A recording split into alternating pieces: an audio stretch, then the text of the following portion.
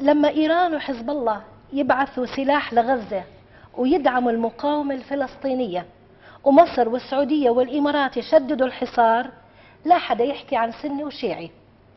لما داعش والنصرة تذبح المسيحيين في العراق والمسيحيين بغزة يفتحوا كنائسهم للمسلمين لرفع الأذان، لا حدا يحكي عن مسلم ومسيحي. لما الإمارات ترسل 500 طبيب وممرض لغزة ويطلعوا بالنهاية جواسيس لصالح إسرائيل، بالمقابل طبيب نرويجي يدخل غزة تهريب حتى يعالج أطفال غزة، لا حدا يحكي عن النخوة العربية. لما شوارع تشيلي والإكوادور والأرجنتين تعج شوارعها بالمظاهرات التضامنية مع غزة، وأكثر من 400 مليون عربي بتفرج على باب الحارة، لا حدا يحكي عن الجنسية العربية.